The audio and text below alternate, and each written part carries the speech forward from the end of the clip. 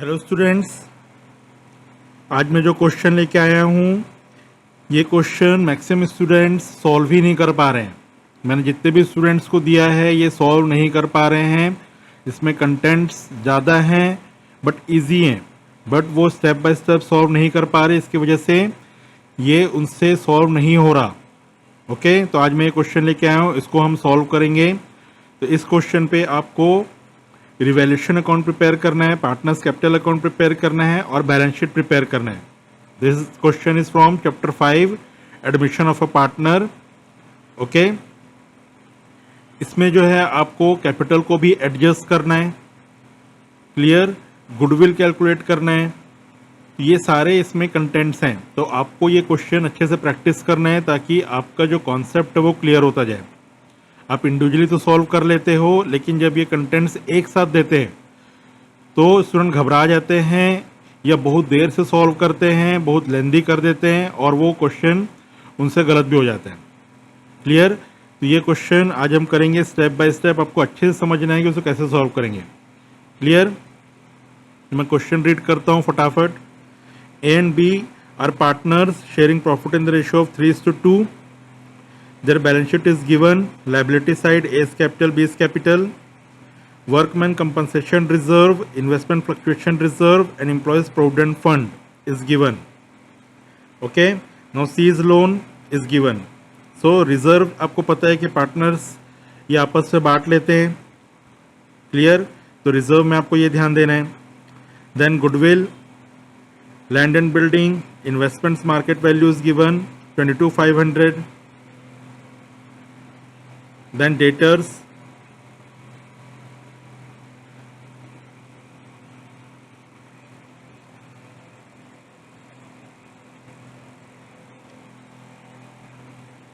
stock, bank balance and advertisement suspense account. Okay, तो advertisement suspense account भी deferred expenditure है, इसको partners अपने ओल्ड शेयरिंग रेशियो पे से डिस्ट्रीब्यूट कर लेते हैं। क्लियर? तो कुछ चीज़ें हैं जो स्टूडेंट्स मिस करते हैं, तो मैं आपको वहीं बताते जा रहा हूँ। और जो गुडविल भी दिया हुआ है, this is the existing goodwill. Existing goodwill भी ओल्ड पार्टनर्स में डिस्ट्रीब्यूट हो जाएगा। ओके, तो यहाँ पे मैं क्वेश्चन पे लिखता जा रहा हूँ।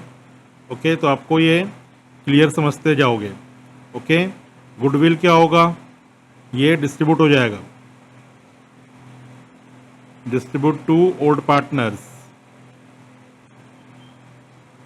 ताकि ये मिस ना हो। ओके, आप इसको मार्क करते जाओ। ये भी क्या होगा, इसको भी डिस्ट्रीब्यूट करना है, ताकि एंट्री मिस ना हो करके मैं यहाँ पे लिख रहा हूँ। देन वर्कमैन कंपनसेशन रिजर्व भी डिस्ट्रीब्यूट हो जाएगा, इन्वेस्टमेंट फ्लक्चुएशन रिजर्व भी डिस्ट्रीब्यूट हो जाएगा। क्लियर? तो ये चीज़ें जो है मिस ना हो करके आप दिमाग में रखते जाओ, क्योंकि स्टूडेंट्स इसे छोड़ दे रहे हैं। ठीक है ना, आगे पढ़ते हैं।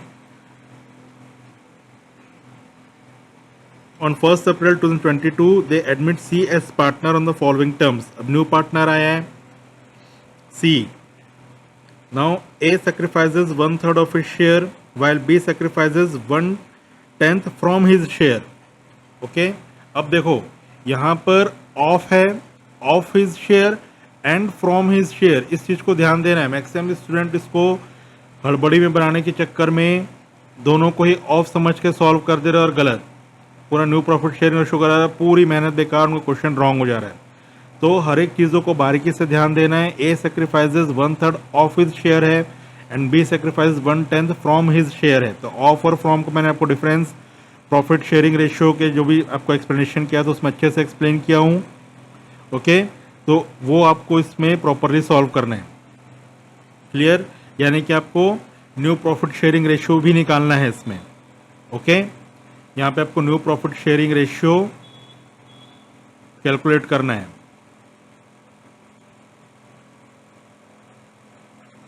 Okay, now C's loan will be converted into capital. ये आपका सीधा कैपिटल अकाउंट में जाएगा, सीधा कैपिटल अकाउंट में इसका इफेक्ट होगा।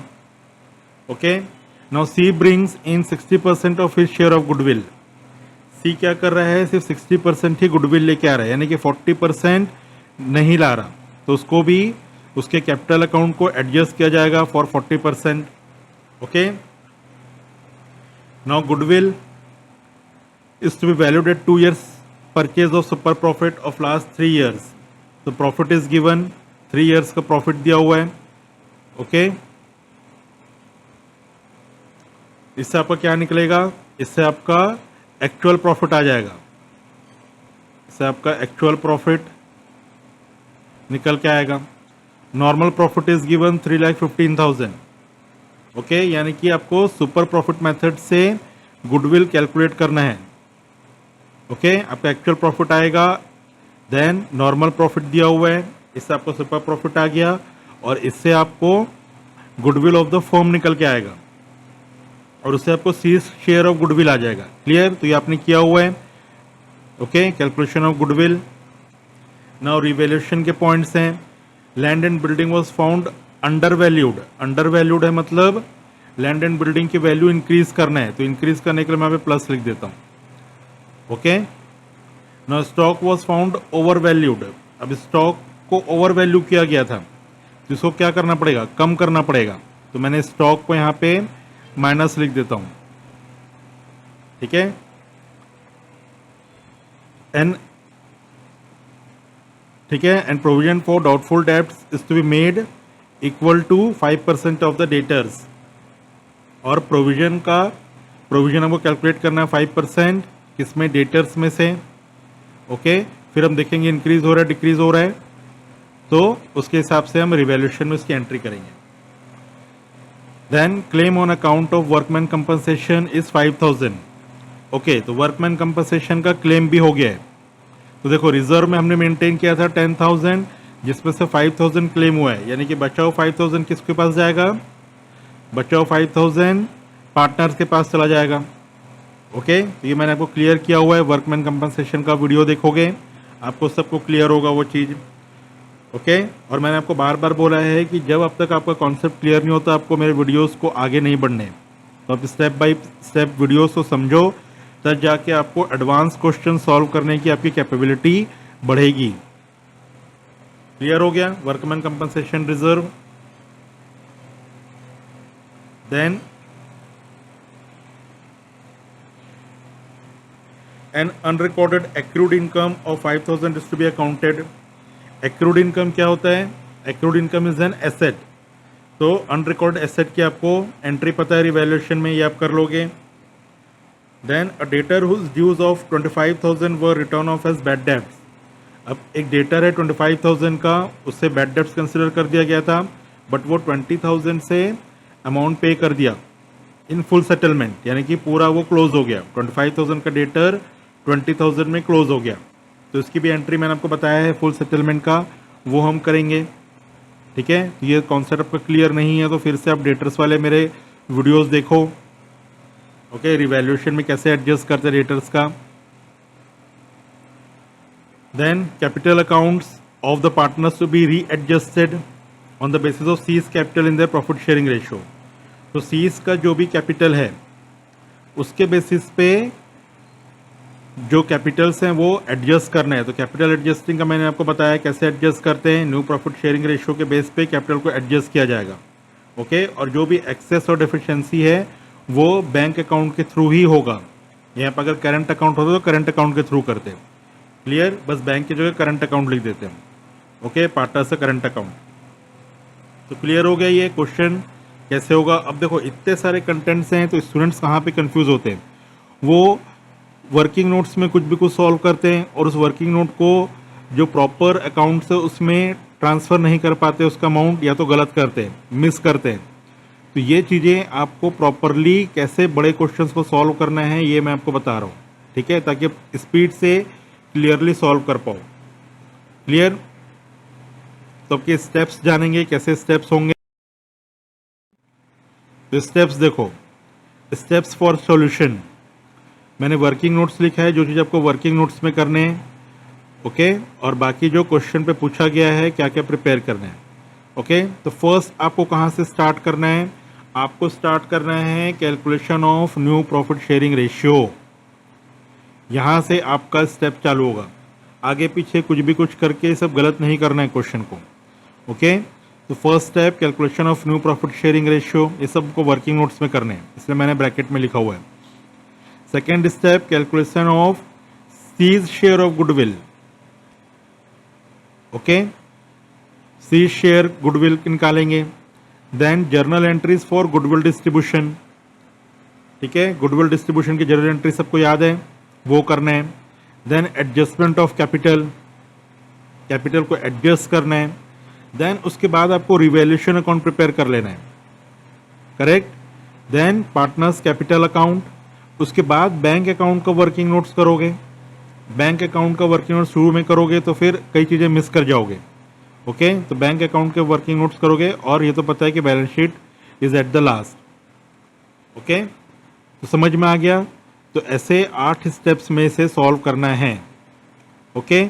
तो हम स्टार्ट करते हैं calculation of new profit sharing ratio, clear.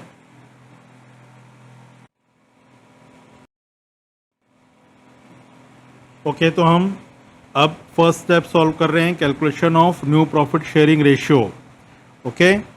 तो प्रॉफिट शेयरिंग रेशियो के लिए देखो क्या क्या इंफॉर्मेशन है हमारे पास। ओल्ड शेयर दिया हुआ है, okay, old profit sharing ratio, old sharing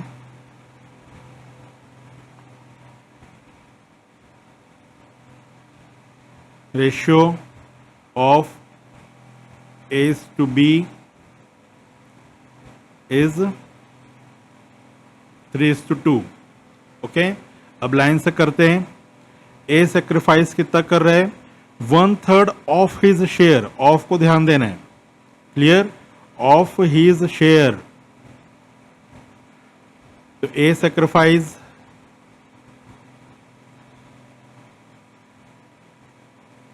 old ratio है उसका 3/5,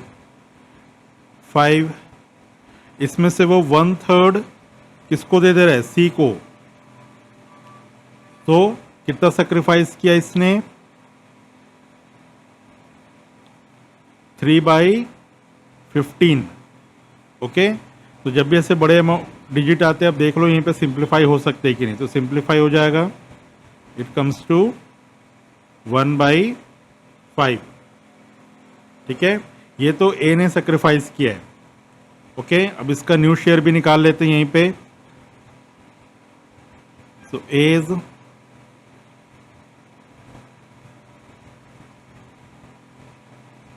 न्यू शेयर, पुराना शेयर उसका कितना था, ओल्ड शेयर था उसका 3/5, ओके। इतना शेयर उसने सी को दे दिया है, तो 1/5 उसने सी को दिया, तो कितना बचेगा ये 2/5, ये हो गया ए का न्यू शेयर, ओके। ऐसी बी का कैलकुलेट करेंगे। बी में सीधा फ्रॉम दिया हुआ है, मैंने फ्रॉम में आपको क्या बताया था, डायरेक्टली माइनस हो जाएगा, तो सीधा 20 का न्यू शेयर निकल जाएगा। ऑफ एंड फ्रॉम का मैंने पूरा वीडियो बनाया हुआ है, वो आपको प्रॉपरली देखना है, ओके। सो इसका ओल्ड शेयर था 2/5, और फ्रॉम मतलब डायरेक्ट माइनस, यहाँ पे फ्रॉम दिया हुआ है, तो कितना 1/10, इसको सॉल्व कर लो।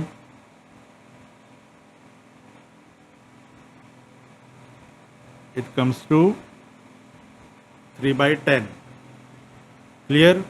तो ए का निकल गया न्यू शेयर, बी का निकल गया न्यू शेयर। अब सी का शेयर भी हमें पता नहीं है, तो सीज शेयर क्या करेंगे, seize share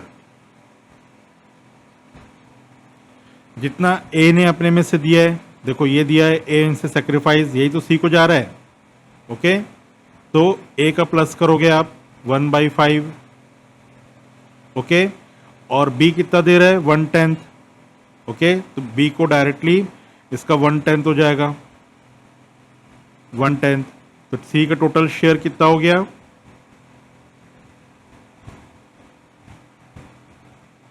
comes to 3/10, okay. तो अब देखो ये डिनोमिनेटर सब 10 है, तो इसको भी अब 10 कर लो, ओके। तो डिनोमिनेटर को 2 से मल्टीप्लाई करो, डिनोमिनेटर को भी 2 से मल्टीप्लाई करना है, ओके। तो new profit sharing ratio comes to new profit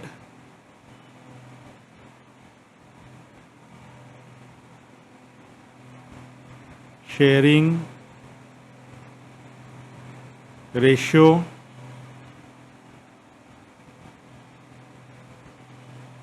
four by 10 is to 3 by 10 is to 3 by 10, यानी कि 4 is to 3 is to 3 इनका न्यू प्रॉफिट शेयरिंग रेशो हो गया. Okay, 4 is to 3 is to 3. Okay, ये किसके लिए है? A is to B is to C. Clear. अब सेक्रीफाइसिंग का भी आपको पता होना चाहिए. तो सेक्रीफाइस कितना हुआ है? ए ने सेक्रीफाइस किया 1/5 और बी ने सेक्रीफाइस किया है 1/10. ओके, एक तो सेक्रीफाइस हमने निकाला यहाँ पे, ठीक है, ये सेक्रीफाइस है. तो सेक्रीफाइसिंग रेशियो भी आपको पता होना ताकि रिजर्व्स को आप डिस्ट्रीब्यूट कर सको. रिजर्व्स नहीं, गुडविल को डिस्ट्रीब्यूट कर सको. Sacrificing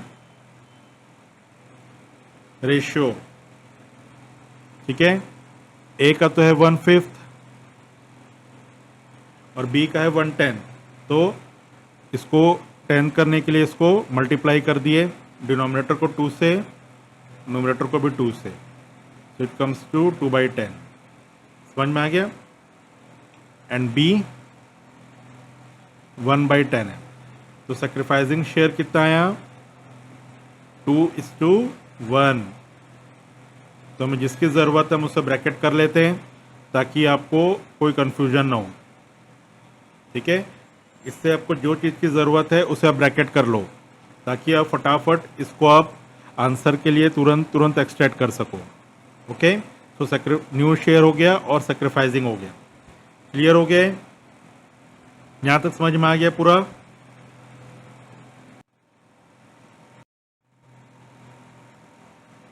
now calculation of C share of goodwill. Okay, अब सी शेयर ऑफ गुडविल निकालने के लिए हमें क्या करना पड़ेगा? पहले फर्म गुडविल कैलकुलेट करना पड़ेगा और उसमें से सीज का शेयर निकाल लेंगे हम. ओके, तो समझ में आ जाएगा कि सी को कितना गुडविल लेके आना है बिजनेस में. क्लियर? क्योंकि देखो यहाँ पे क्या लिखा हुआ था क्वेश्चन पे, C bring 60% of his share of his goodwill. तो हमें गुडविल पता ही नहीं है, तो हमको यही कैलकुलेट करना है यहाँ पे. ओके, तो सबसे first calculation of firms share, firms goodwill. Okay, total goodwill हम कैलकुलेट करेंगे. तो इसके लिए क्या दिया हुआ है? फर्स्ट एवरेज प्रॉफिट से निकालेंगे. पहले देख लो, कैलकुलेशन ऑफ फर्म्स गुडविल के लिए एवरेज प्रॉफिट.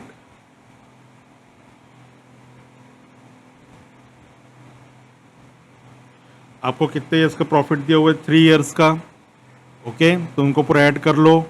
2,40,000, 4,65,000 एंड 6,90,000. ओके, इन सबको ऐड करोगे और डिवाइड बाई 3 करना है. क्लियर? तो मैं ये कैलकुलेटर पे कर ले रहा हूँ और आपको तेजी से आंसर लाना है करके मैं यहाँ पे निकाल के रख रहा हूँ. ठीक है, एवरेज प्रॉफिट 4,65,000.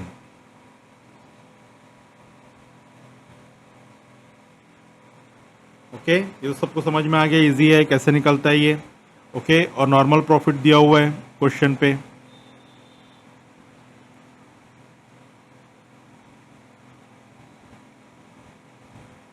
$3,15,000. ओके, अब यहीं से ही आप ऊपर नीचे लिखो ताकि फटफट माइनस कर सको. तो सुपर प्रॉफिट,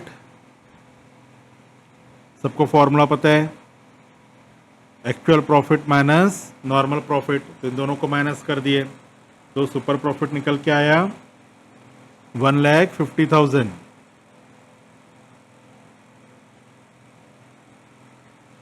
क्लियर? अब फर्म्स गुडविल,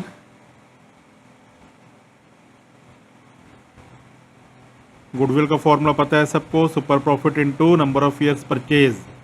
ओके, तो इसलिए मैं वापस से पूरा नहीं लिख रहा हूँ क्योंकि आपने वो गुडविल कैलकुलेशन सबको आ ही गया है. इनटू क्वेश्चन में दिया हुआ है 2 years purchase. Okay, so it comes to 3 lakh.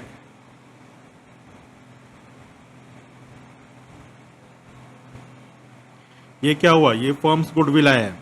अब देखो फर्म्स गुडविल आया, इसमें से सी का शेयर निकालना है, और सी का शेयर कितना था, अभी जो हमने शेयर निकाला था प्रॉफिट शेयरिंग रेशियो में, C share is 3/10। Okay, so C share in goodwill, C share in goodwill. Okay, so 3 lakh into 3/10, it comes to 90,000। इतना गुडविल सी को लेके आना था, ठीक है, बट वो लाया कितना है, 60% ही लाया, तो इसका 60% निकाल देंगे। C brings in cash, C brings in cash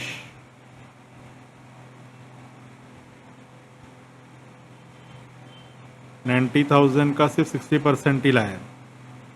okay,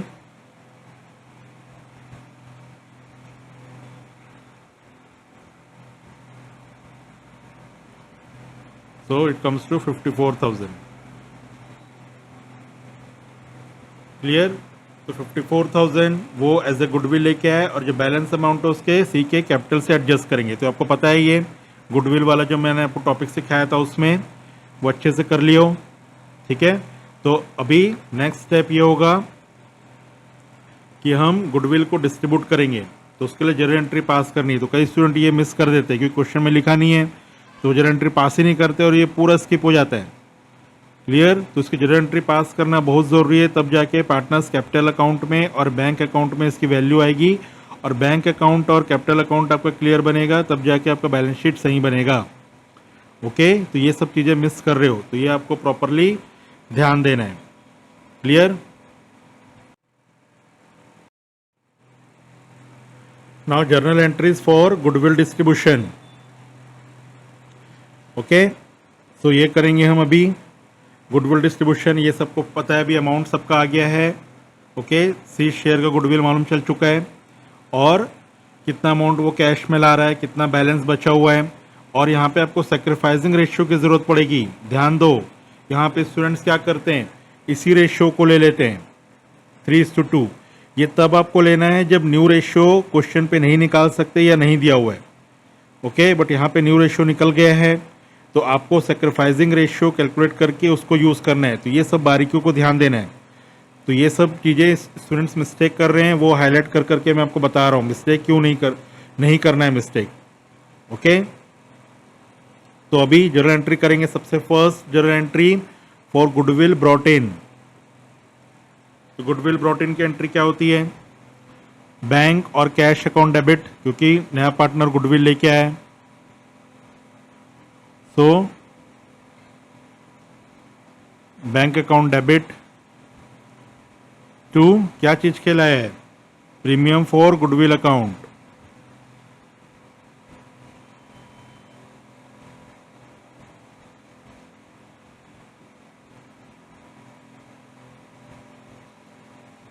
okay, और कितना अमाउंट लेके आया था, 54,000। ठीक है, अभी हमने कैलकुलेट किया है, ये पता है क्योंकि 60% ही लेके आया। देखो यहाँ पे क्या है, 60%। ओके, तो उतना ही अमाउंट लेके आया, तो इसका नरेशन क्या होगा, being 60% amount brought as goodwill, being 60% amount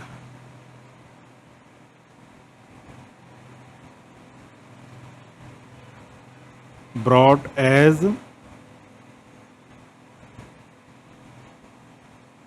goodwill. आपका नरेशन प्रॉपर होना चाहिए ताकि इस एंट्री को पूरा ये नरेट करे। कई स्टूडेंट्स ऐसे है कि बहुत ही शॉर्ट में लिख देते हैं। नरेशन का मीनिंग ये होता है, जब भी आप कंपनीज में प्रॉपरली जब आपकी जॉब लगेगी, कंपनीज में अकाउंट्स आप जब देखोगे, तो वहाँ पे जो नरेशंस हैं वो पूरा डिस्क्राइब करने के लिए सफिशिएंट होने चाहिए। ये नहीं कि शॉर्ट में लिख दिए, किसी को समझ में ही नहीं आ रहा है ये किस चीज़ की है। Okay, then second entry premium for goodwill को डिस्ट्रीब्यूट कर देंगे ओल्ड पार्टनर्स में इन सेक्रीफाइसिंग रेशियो, इसको ध्यान देना है। गुडविल डिस्ट्रीब्यूशन में सेक्रीफाइसिंग रेशियो का ही यूज होता है। Premium for goodwill account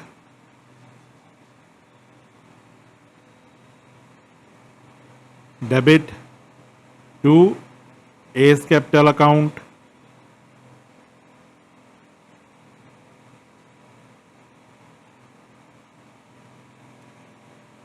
and to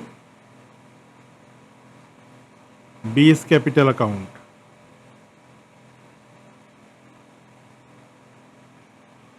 कितने अमाउंट को डिस्ट्रीब्यूट करेंगे? यही जितना लेके आया वो 54,000 को 2:1 में डिस्ट्रीब्यूट करेंगे। ठीक है, सेक्रीफाइसिंग रेशियो कितना आया था? 2:1। Okay, so 2:1 36,000 and 18,000। ओके, ये सेक्रीफाइसिंग रेशियो में डिस्ट्रीब्यूट हो गया। ठीक है, देन थर्ड नरेशन आप लोग लिख लेना। ठीक है, फॉर गुडविल डिस्ट्रीब्यूशन, इसलिए मैं यहाँ पे नहीं लिख रहा हूँ अभी। थर्ड, जो गुडविल का अमाउंट वो नहीं ला पाए, यानी कि 40% अमाउंट जो नहीं लाए, तो उसके लिए क्या कर देते थे हम? उसके जो न्यू पार्टनर कैपिटल अकाउंट को डेबिट कर देते थे। So C's capital account debit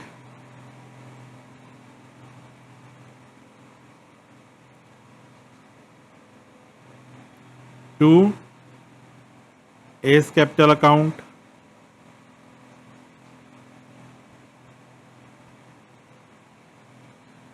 and to B's capital account.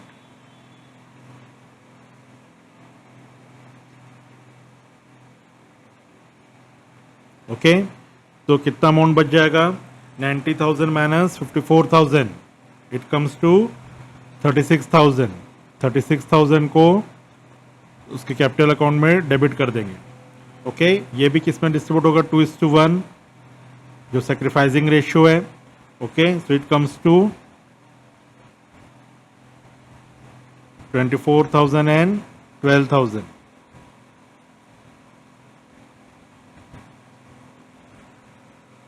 Okay, तो इसका narration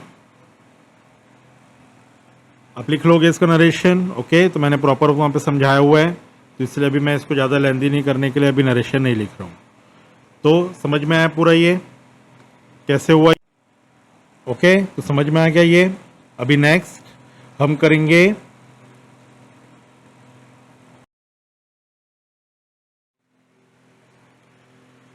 okay, so next working notes is for adjustment of capital. Okay, on the basis of C's capital. तो capital को adjust करने हैं on the basis of C's capital. तो सी क्या capital आया है क्या? देखो यहाँ पे क्या बोल रहा है,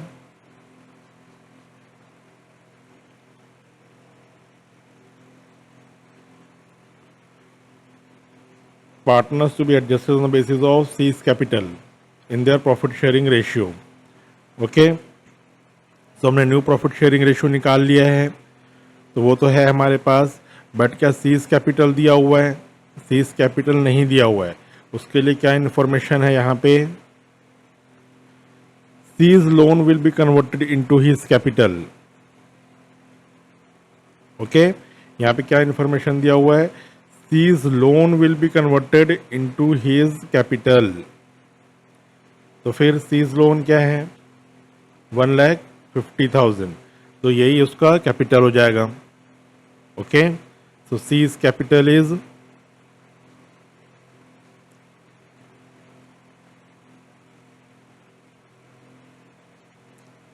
1,50,000 and C's share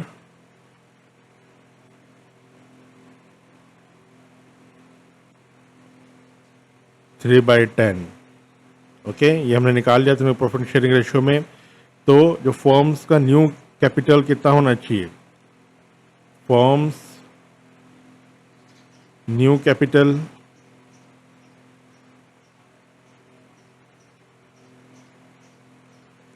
इसका रेसिप्रोकल कर देंगे। ये किए थे हम कैपिटल एडजस्टमेंट में।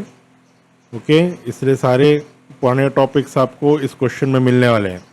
So 1,50,000 into 10/3. Okay, it comes to 5 lakh. Okay, तो इतना जो है फर्म का न्यू कैपिटल होना चाहिए. अब सी का कैपिटल तो मालूम चल गया 1,50,000 है. सो ए इज न्यू कैपिटल,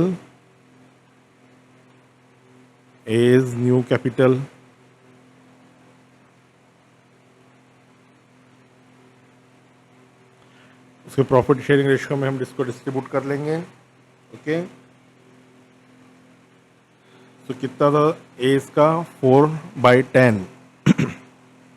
तो 5 lakh into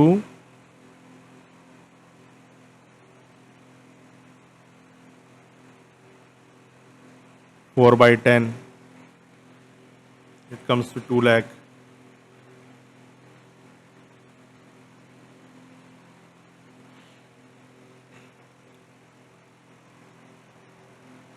Same, B is new capital.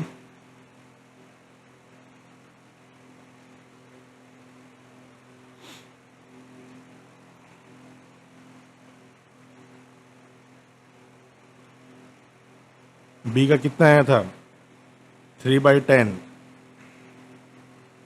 ये न्यू प्रॉफिट शेयरिंग रेशियो है. It comes to 1,50,000.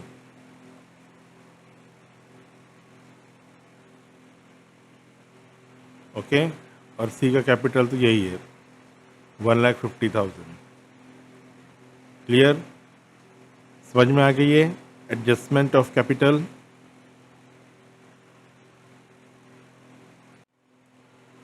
तो ये जो बैलेंस निकला 2 लाख, ए का, बी का 1,50,000 और सी का 1,50,000. इतना कैपिटल अकाउंट का बैलेंस सीडी में शो होना चाहिए. ओके, ये जो कैपिटल है ये पार्टनर्स कैपिटल अकाउंट के बैलेंस सीडी में शो होना चाहिए. सीडी मतलब समझ रहे हो, यही जो बैलेंस है यही बैलेंस शीट पर ट्रांसफ़र होगा एज ए न्यू कैपिटल. ये बैलेंस शीट में ऐसा शो होगा. तो ये पूरा पिक्चर माइंड में क्लियर होना चाहिए. क्लियर है कैसे आया ये? Okay, now next will prepare revaluation account.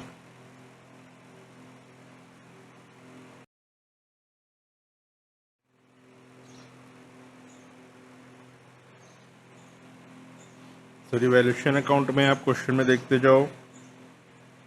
Land was found under valued by 25,000.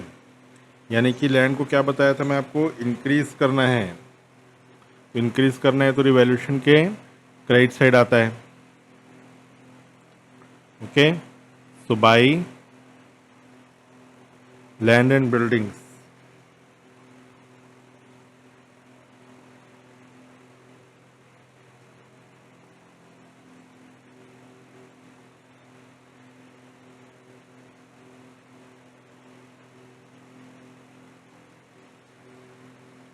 और 25,000 से इंक्रीज करना है इसे. समझ में आ गया? Then stock was found over valued. तो स्टॉक ओवर वैल्यू कर दिया गया तो उसको कम करना है. तो debit side.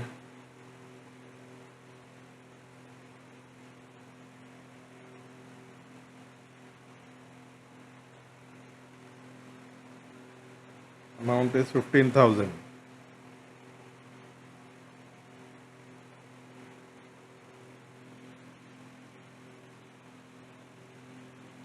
Sorry, 35,000.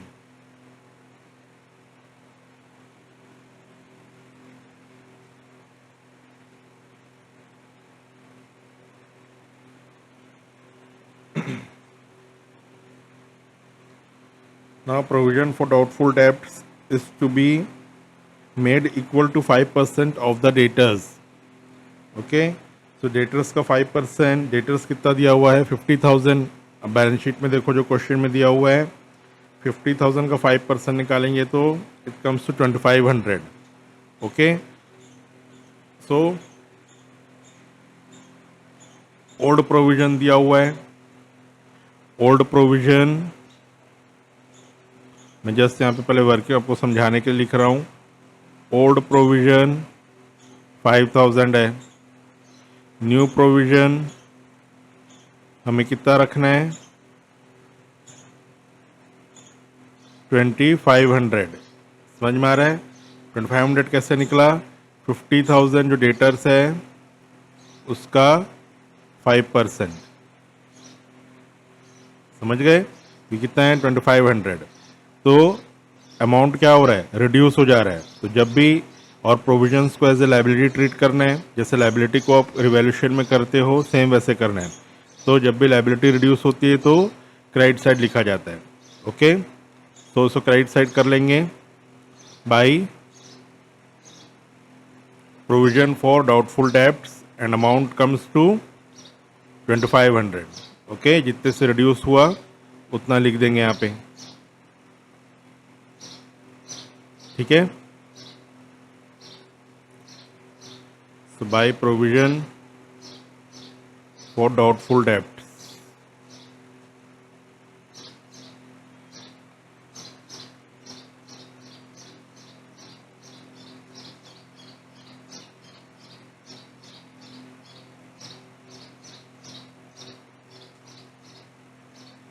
amount is 2500। okay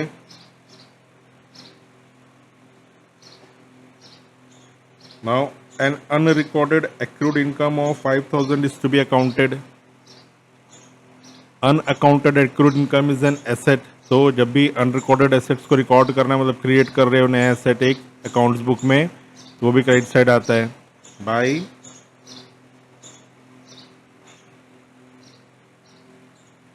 accrued income.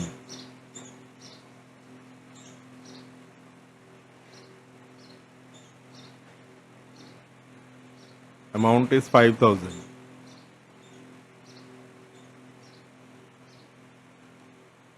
Okay. Now a debtor whose dues of 25,000 were written off as bad debts paid 20,000 in full settlement। तो इसकी मैंने आपको जर्नल एंट्री सिखाया हुआ है। जब भी डेटर्स ऐसे बैड डेब्ट्स होते हैं और उनका सेटलमेंट आता है तो इसे क्या क्या एंट्री करते हो ये कैसे रिवैल्यूएशन में इफेक्ट करता है।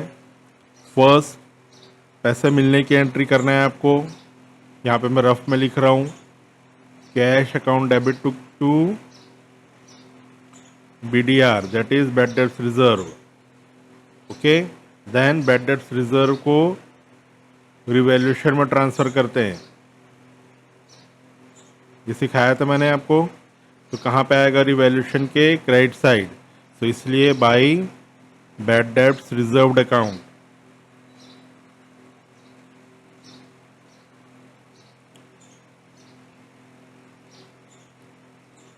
Bad debts recovered account.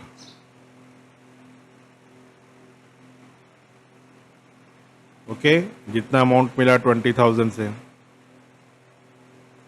Clear है ये मैंने पहले वाले वीडियोस में बता चुका हूँ आपको सारे बैड डेब्ट्स की एंट्रीज। तो ये आपको वहाँ से क्लियर हो गया होगा। ठीक है तो समझ में आ गया। तो क्रेडिट साइड में बस इतना ही है रिवैल्यूएशन के और डेबिट साइड में सिर्फ स्टॉक है। ओके तो बस अब डिफरेंस निकाल देंगे और रिवैल्यूएशन प्रॉफिट आएगा ये because credit side is more. Okay so to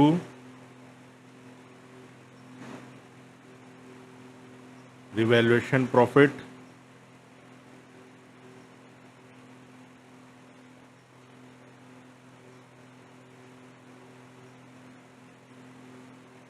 transferred to capital account।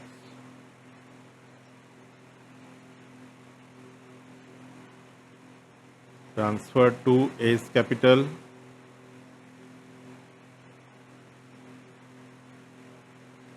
B's capital।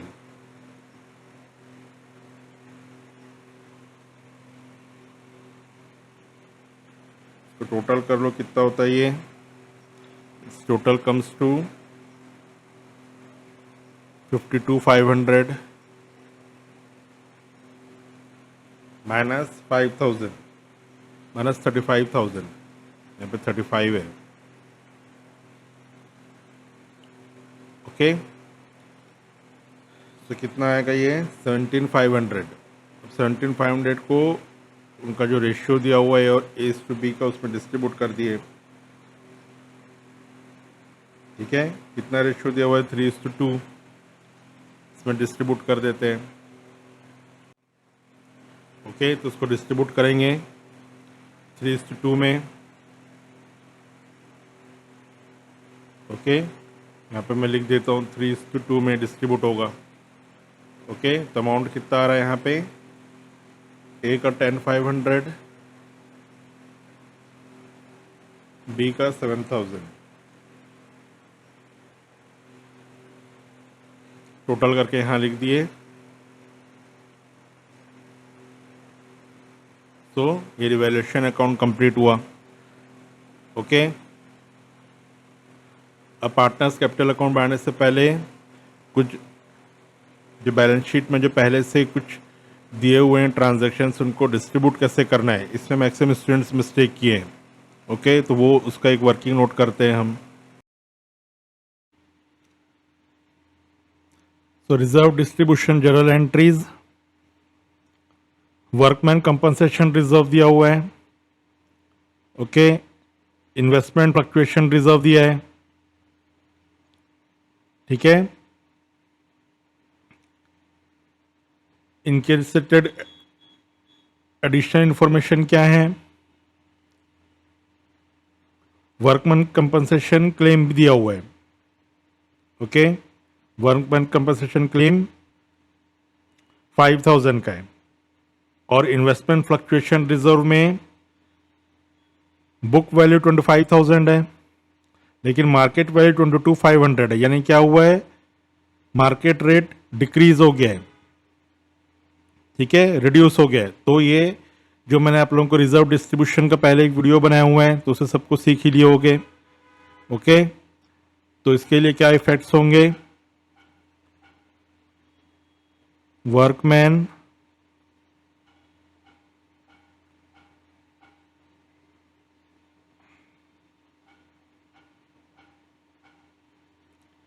Compensation reserve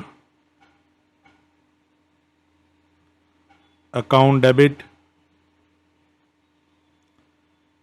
to workman compensation claim account.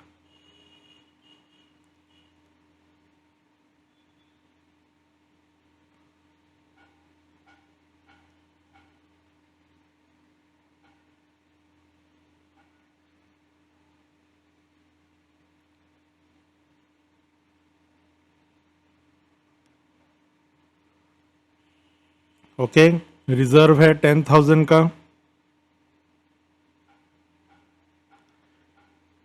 Claim किया है 5,000 का, और बचा हुआ अमाउंट पार्टनर्स कैपिटल अकाउंट में जाता है in their old profit sharing ratio. So to A's capital account,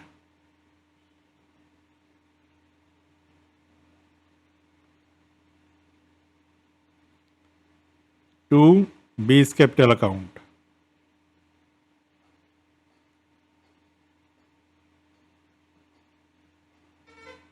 ठीक है, 5,000 को 3:2 में डिस्ट्रीब्यूट हो जाएगा तो 3,000 एंड 2,000।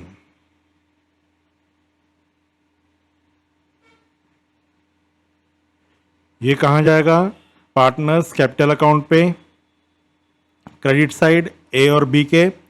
ठीक है, और नेम होगा workman compensation reserve. Okay, name पे आपको भी ध्यान देना है। कई स्टूडेंट्स अमाउंट पे ध्यान देते हैं और यहाँ पे क्लेम लिख देते हैं कैपिटल पे। कैपिटल डिस्ट्रीब्यूट नहीं हो रहा है, रिजर्व डिस्ट्रीब्यूट हो रहा है पार्टनर्स पे। देखो रिजर्व का अमाउंट जो बचा हुआ हो गया है, तो इन सब बारीकियों को ध्यान देना है। ठीक है, तो आगे समझ में ये। अब ये जो है वर्कमैन कंपनसेशन बैलेंस शीट में कहाँ जाएगा, ये क्लेम जो है लायबिलिटी साइड, क्योंकि क्लेम अकाउंट क्या हुआ, एक लायबिलिटी क्रिएट हुई है कंपनी पे। ओके, तो ऐसे करके 3,000 2,000 तो कैपिटल पे गया, ये 5,000 as a liability balance sheet पे जाएगा। तो हम बैलेंस शीट जब बनाएंगे तो liability side workman compensation claim account वहां पे 5,000 शो होगा। क्लियर, और रिजर्व पूरा यूज हो गया। अब तो रिजर्व फिर से नहीं आएगा, रिजर्व पूरा इसमें ट्रांसफर हो गया, ये तीनों पे, क्लेम पे और पार्टनर्स कैपिटल अकाउंट पे। तो रिजर्व पूरा खत्म। तो ऐसे सब लॉजिक को दिमाग में बैठाते रहो। रिजर्व पूरा क्लियर हो गया तो रिजर्व फिर से नहीं आएगा। अब इन्वेस्टमेंट फ्लक्चुएशन रिजर्व,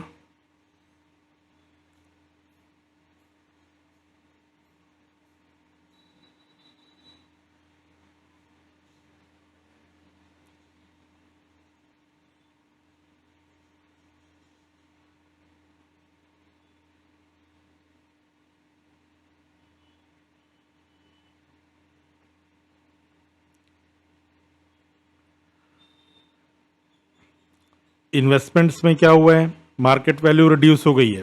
तो जब भी एसेट्स की वैल्यू रिड्यूस होती है तो क्या करते हैं, उसको डेबिट साइड क्रेडिट करते हैं to investments,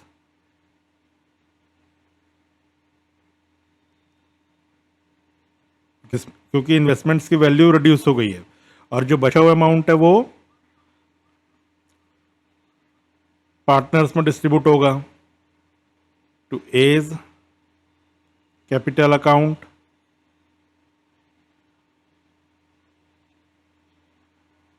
and to B's capital account.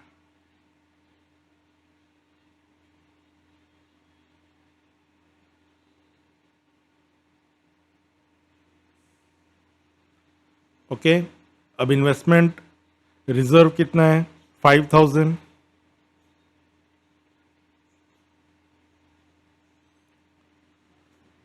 Investments fluctuation कितना हुआ, 2500, तो वो इन्वेस्टमेंट में चला गया, 2500 से वैल्यू रिड्यूस हो गई है। ओके, और बचा हुआ कितना अमाउंट है, 2500, जो कि 3:2 में डिस्ट्रीब्यूट हो जाएगा।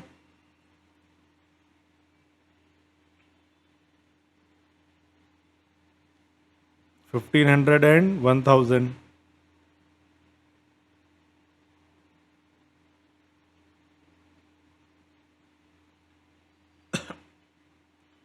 आया समझ में? तो कैपिटल अकाउंट में ये दोनों चले गए और बैलेंस शीट में इन्वेस्टमेंट्स की वैल्यू कम होके, इन्वेस्टमेंट्स की वैल्यू कितनी, 25,000, वो कम हो जाएगी 2500 से। तो करंट मार्केट वैल्यू जो है 22,500, ये इन्वेस्टमेंट में शो होगा बैलेंस शीट पे, एसेट साइड। ओके, तो ये तो वो रिजर्व डिस्ट्रीब्यूशन का। बाकी जो क्या बचे, गुडविल। गुडविल तो नॉर्मली आपको रिटर्न ऑफ करने, जब भी एग्जिस्टिंग गुडविल होगा तो ये रिटर्न ऑफ हो जाएगा ए और बी में, किस रेशियो में, 3:2 में। तो इसकी जनरल एंट्री क्या होती है, रिटर्न ऑफ करना है और एसेट्स है तो एसेट्स को कम करना है। तो क्या करोगे, A is capital account debit, B is capital account debit to goodwill account. Okay, ये रिटर्न ऑफ की एंट्री है, A is capital account debit, B is capital account debit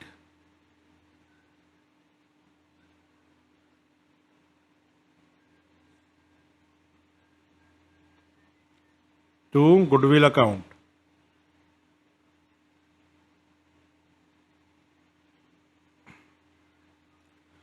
okay, तो 5000 का जो गुडविल है ये डिस्ट्रीब्यूट हो जाएगा 3:2 में, 3000 एंड 2000। ओके, सेम ऐसी एडवर्टीजमेंट सस्पेंस को भी डिस्ट्रीब्यूट कर देना है, बस गुडविल की जगह एडवर्टीजमेंट सस्पेंस लिख दो और ये भी डिस्ट्रीब्यूट हो जाएगा।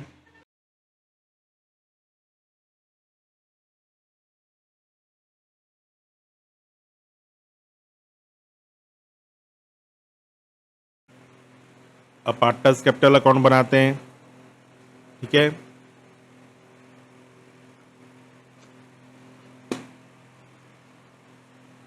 सबसे पहले by balance brought down,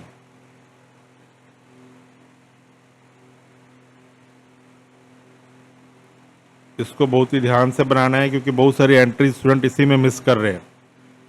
by balance BD, ए और बी का कैपिटल दिया हुआ है 88,000 and 1,27,000।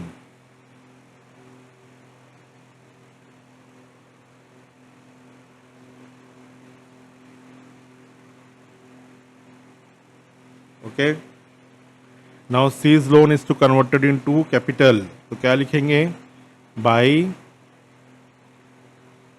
Seize loan converted to capital 1,50,000। अब जब भी ऐसे कुछ अलग से ट्रांजैक्शंस आते हैं, कई स्टूडेंट्स यही कंफ्यूज होते हैं क्रेडिट में क्यों लिख दिए, डेबिट में क्यों लिख दिए। तो मैंने आपको जो सिंपल एक जर्नल एंट्री का रूल बताया है कि लायबिलिटी को जब भी कम करना है, ओके, तो क्या होगा, डेबिट होगा। ओके, तो लोन भी लायबिलिटी है और कैपिटल भी लायबिलिटी है, तो इसकी जब भी लोन को हमको हटाना है तो क्या होगा, लोन डेबिट हो जाएगा। तो इसकी जर्नल एंट्री क्या हुई, C's loan account debit to C's capital account, तो कैपिटल इंक्रीज हो गया, लोन हट गया, क्लियर है, और कैपिटल के क्रेडिट में आ जाएगा। जब भी जर्नल से लेजर में ट्रांसफ़र करते हो तो एंट्री पता ही है आपको, तो ये उसका इफेक्ट है। ओके,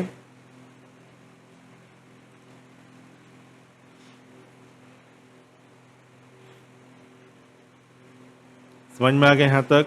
अभी जो वर्किंग नोट्स में किए थे रिजर्व, वो डिस्ट्रीब्यूट कर लेते हैं क्योंकि वही छूट जाता है बाद में।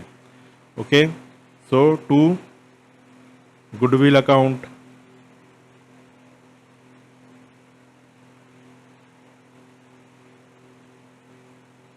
ए और बी में डिस्ट्रीब्यूट हुआ था 3,000 एंड 2,000। देन डेफर्ड एक्सपेंडिचर यानी कि एडवर्टीजमेंट एक्सपेंस,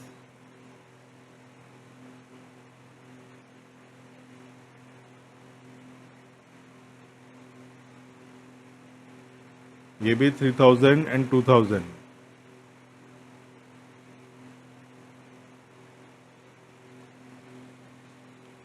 ओके,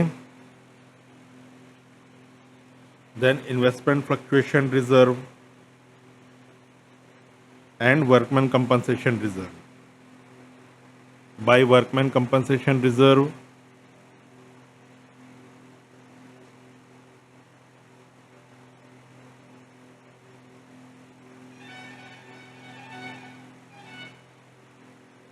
अमाउंट कितना आया था इसका, 3,000 and 2,000।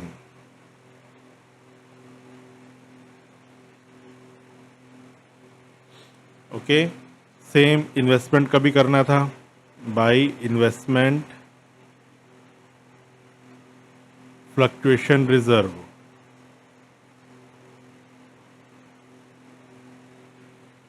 ओके, इसमें क्या हुआ था, investment fluctuation reserve same workman compensation reserve जैसे ही करना है। रिजर्व दिया हुआ था इन्वेस्टमेंट फ्लक्चुएशन रिजर्व का 5,000, और देखो मार्केट वैल्यू बैलेंस शीट पे देखो मार्केट वैल्यू कम हो गई है 22,500 से, यानी कि 2,500 तो इन्वेस्टमेंट फ्लक्चुएशन में यूज़ हो गया और बचा हुआ कितना, 5,000 में 2,500 यूज़ हो गया तो 2,500। So 2,500 will be distributed in A and B. Okay, so it comes to 1,500 and 1,000। समझ में आया कैसे हुआ ये, इसकी जर्नल एंट्री कैसे हुई थी, वर्किंग नोट्स में वहाँ पे मिस हो गया था तो ये यहाँ पे मैं बता रहा हूँ। ओके, उसकी journal entry investment fluctuation reserve ये हमने मेंटेन किया था 5,000 का। ओके, और मार्केट फ्लक्चुएशन आ गया तो इन्वेस्टमेंट अकाउंट करेंगे हम। एसेट्स कम हो रहा है कितने से, मार्केट वैल्यू फ्लक्चुएट हो गया है 2,500 से, तो बचा हुआ कितना वही डिस्ट्रीब्यूट होगा टू ए एंड बी में 2,500। ठीक है, कितने में, 3:2 में। क्लियर, तो यही अमाउंट आया 1,500 और 1,000। समझ में आया कैसे हुआ है, तो ये सब चीज़ लॉजिक आपको अच्छे से समझना है। यहाँ पे तो स्टूडेंट घबरा के एकदम उसको छोड़ ही देते हैं। तो मार्केट वैल्यू 22,500 दिया हुआ है, बैलेंस शीट में देख लो आप। ओके, मार्केट वैल्यू 22,500 दिया है जबकि बुक वैल्यू 25,000 लिखा है, यानी कि क्या हुआ, बुक वैल्यू 25,000 है और मार्केट की जो वैल्यू है इन्वेस्टमेंट की वो बढ़नी चाहिए थी। ओके, लेकिन ये कम हो गया है, तो जो कम हुआ है इसलिए इन्वेस्टमेंट को यहाँ पे क्रेडिट में लिखे, और पता है जब भी एसेट्स कम होता है क्रेडिट में लिखा जाता है। तो इसके भी जो पूरा वीडियो बनाया हूँ मैं, ओके, ये रिजर्व डिस्ट्रीब्यूशन का, तो इसलिए वो लॉजिक्स पूरे क्लियर होने चाहिए आपके। अगर कुछ भी लॉजिक आपने मिस किया तो ये क्वेश्चंस में आपको प्रॉब्लम जाएगा। तो इसलिए मैंने ये सब के जो वीडियोस हैं वो डिटेल में बनाए हुए हैं ताकि उस समय कोई प्रॉब्लम ना आए आपको। ओके, अब जो गुडविल की जो हमने डिस्ट्रीब्यूशन किया था उसकी एंट्री करते हैं। ओके, तो वर्किंग नोट्स में आपको देखना है ओके गुडविल डिस्ट्रीब्यूशन का। पहले तो जो सी ने जो गुडविल लेके आया ये डिस्ट्रीब्यूट हो गया पार्टनर्स पे। तो by premium for goodwill account,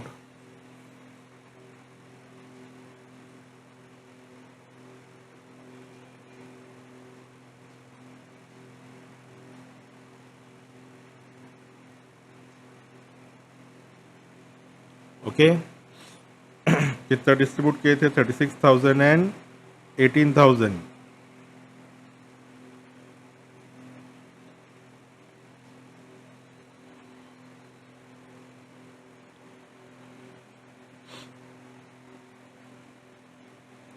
clear हो गया ये। नाउ सी से कैपिटल अकाउंट को हमने डेबिट किया था जो गुडविल लेके नहीं आया था। ओके, तो जितने भी वर्किंग नोट्स में जहाँ जहाँ कैपिटल की एंट्रीज हुई हैं, कैपिटल का हमने किया हुआ है वो सब यहाँ पे आपको लिखना है। तो by C's capital account.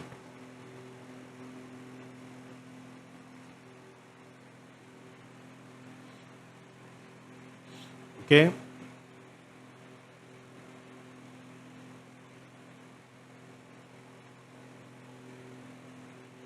Amount जाएगा ए और बी पे 24,000 एंड 12,000।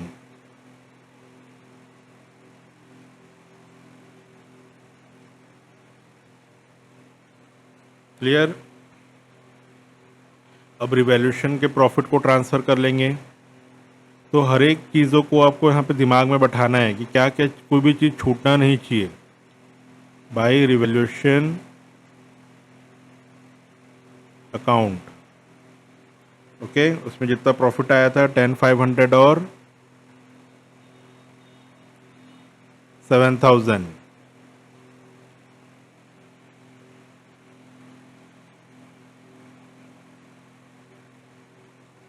क्लियर हो गया। अब देखो टू बैलेंस सीडी कितना मेंटेन होना है, जो कैपिटल को हम एडजस्ट किए थे। ओके, तो टू बैलेंस सीडी इतना मेंटेन होना चाहिए। नॉर्मली जब भी पार्टनर्स कैपिटल अकाउंट बनाते हो उससे बैलेंस सीडी बैलेंसिंग फिगर होता है, बट जब भी कैपिटल एडजस्ट करते हैं तो बैलेंस सीडी बैलेंसिंग फिगर नहीं होता है। इस चीज़ों को आपको कॉन्सेप्ट क्लियर होना चाहिए। ओके, तो बैलेंस सीडी कैपिटल एडजस्ट करने के बाद न्यू कैपिटल कितना होना चाहिए ये वो शो करता है। तो बैलेंस सीडी हमने निकाला था कैपिटल एडजस्टमेंट से, कितना आया था, ए का 2 लाख, बी का 1,50,000, सी का भी 1,50,000। ओके, अब जो भी बैलेंसिंग फिगर आएगा टोटल करने पे ये हमको बैंक में ट्रांसफ़र करना है, क्योंकि देखो क्वेश्चन पे बोला हुआ था कि capital to be adjusted through payment. तो पेमेंट जब भी लिखेगा तो बाय बैंक अकाउंट आएगा। अगर करंट अकाउंट बोलते तो करंट अकाउंट लिखते। अब हम निकाल लेते हैं, टोटल कर लेते हैं। ओके, ये pro टोटल करते हैं। फर्स्ट ए का करते हैं, तो ए का डेबिट साइड इज मोर 2,06,000 है।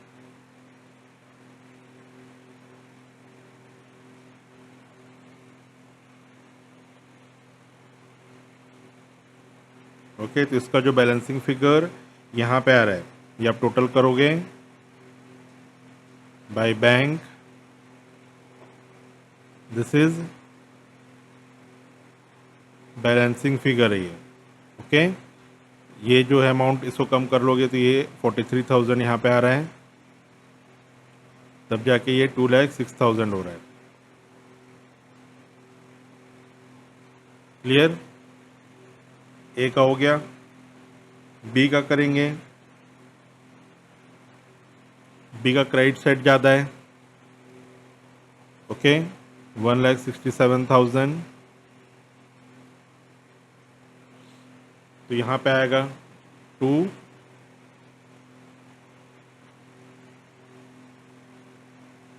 Bank, this is balancing figure.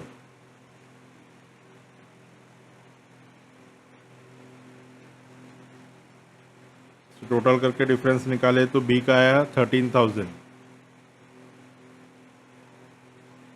तब जाके यहाँ पे हो जाएगा ये 1,67,000। ओके, तो हो गया। सी का तो नहीं आएगा क्योंकि सी तो ऑलरेडी न्यू पार्टनर है।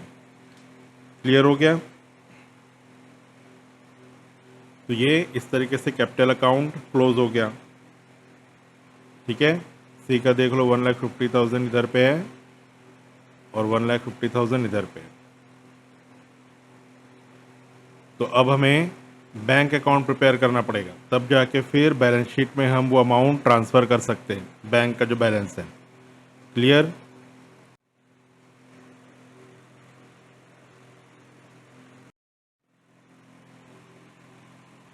सबसे पहले बैंक अकाउंट में टू बैलेंस ब्रॉट डाउन, यह कोड बैलेंस शीट में बैलेंस दिया हुआ है 1,25,000। ओके, फिर अभी जो कैपिटल अकाउंट में जहाँ जहाँ बैंक आया उसकी अब ट्रांसफ़र एंट्री कर लो। Okay, by B's capital account.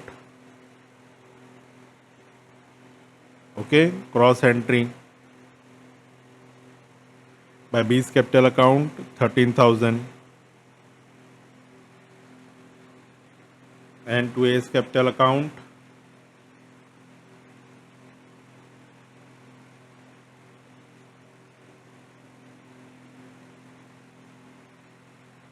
43,000।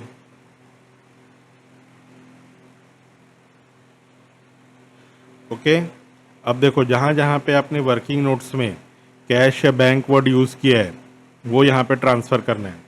तो पहले तो प्रीमियम फॉर गुडविल में वो कैश लेके आया है, उसकी एंट्री, गुडविल आने की एंट्री। ओके, तो कैश या फिर bank account debit to premium for goodwill account किए थे, तो ये आ जाएगा यहाँ पे to premium for goodwill account.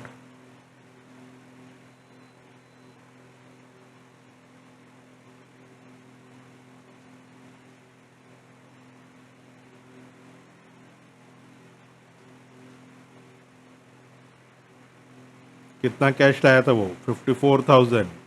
Okay, goodwill brought in के जो एंट्री थी उसमें था ये।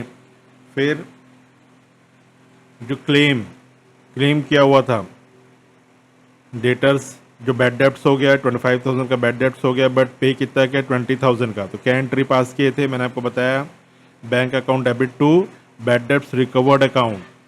सो to bad debts recovered account.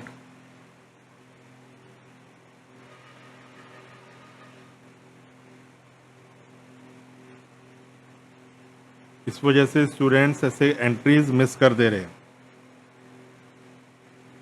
Amount is 20,000। Okay, इसमें हर एक लॉजिक को आपको अच्छे से समझना है और तभी आपके अकाउंट्स में अच्छे से प्रैक्टिस होगी। ओके, बस अब इसका डिफरेंस निकाल दिए बाय बैलेंस सीडी। ये बैलेंस कहाँ जाएगा, बैलेंस शीट में 2,29,000, क्योंकि ये स्टेप अगर आपने मिस किया तो बैलेंस शीट आपकी टैली ही नहीं होगी। टोटल कर दिए 2,42,000 एंड 2,42,000।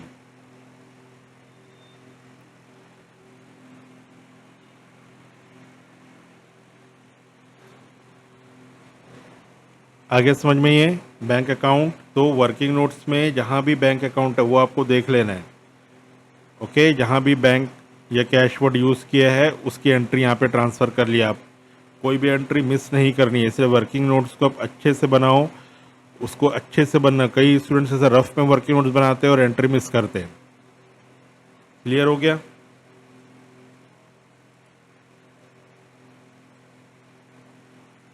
Now balance sheet.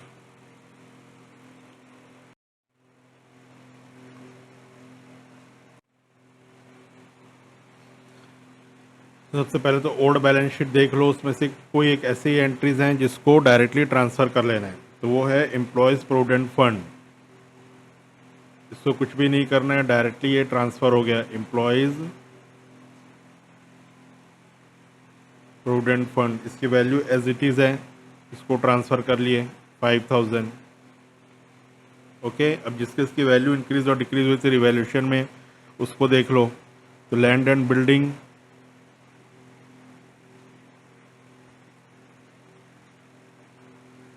इसकी वैल्यू इंक्रीज करनी थी, तो इंक्रीज करने के बाद इसकी वैल्यू हो गई 55,000। ओके, पहली वैल्यू से 30,000 तो 25,000 से इंक्रीज की, उसकी वैल्यू है 55,000।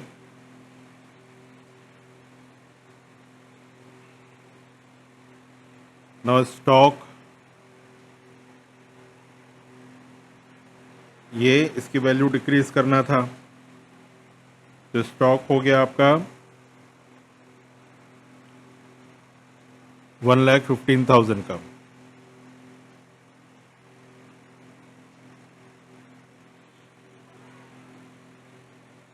देन एक्रूड इनकम की एंट्री होनी थी। ओके, एक्रूड इनकम, ये अनरिकॉर्डेड एक्रूड इनकम है, इसकी एंट्री की 5,000। ओके, देन इन्वेस्टमेंट्स, इन्वेस्टमेंट की वैल्यू कितनी हो गई थी, इन्वेस्टमेंट रिजर्व में था, उससे हमने इन्वेस्टमेंट की वैल्यू कम हुई 2500। ओके, सो वो जो मार्केट वैल्यू हुआ, करंट मार्केट वैल्यू, वो लिखेंगे यहाँ पे 22,500। ओके, रिवैल्यूएशन में क्या करते हैं, जो करंट जो वैल्यू है वो हम यहाँ पे लिखते हैं। ठीक है, तो इन्वेस्टमेंट्स की वैल्यू 22,500 हो गई। ओके, नाउ डेटर्स 50,000 था, जिसमें हमने लेस प्रोविजन क्रिएट किया, प्रोविजन फॉर बैड डेब्ट्स 2500 का।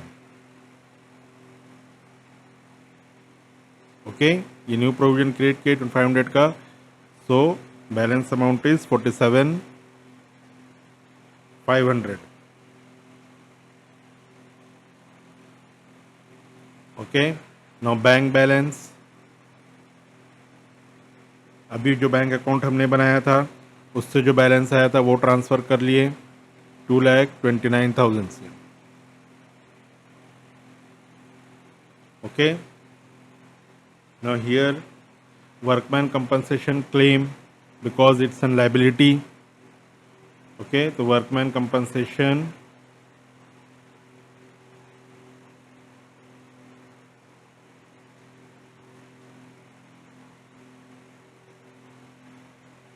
क्लेम, ओके, 5,000 का, तो ये लायबिलिटी क्रिएट हो गई, तो इसलिए यहाँ पे लिख दिए। नाउ कैपिटल अकाउंट्स का ट्रांसफ़र कर लेते हैं। Capital accounts,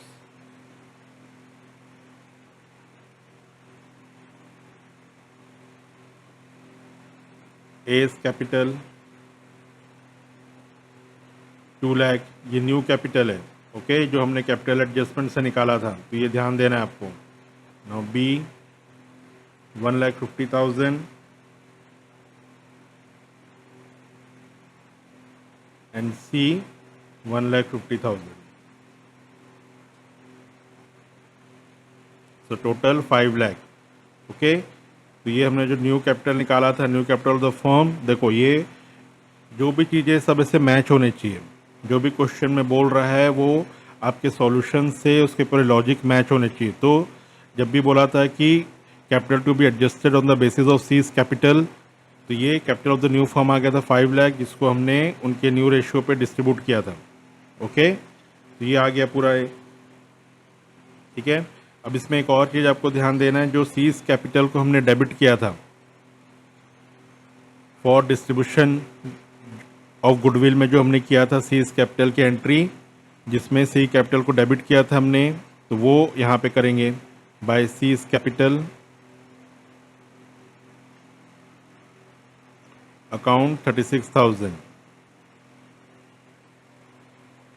okay, C's capital को डेबिट किए थे क्योंकि वो सिर्फ 60% ही गुडविल लेके आया, तो 40% के अमाउंट के लिए हमने उसके कैपिटल डेबिट कर दिया था।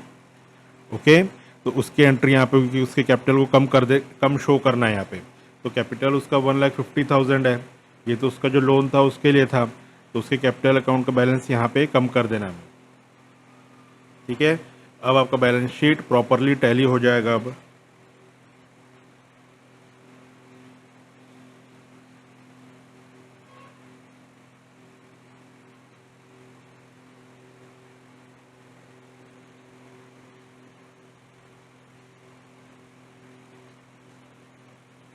ओके, सो लाइबिलिटी का कम है, तो यहाँ का पहले कर लिए 5,10,000, इसको पूरा टोटल कर लिए।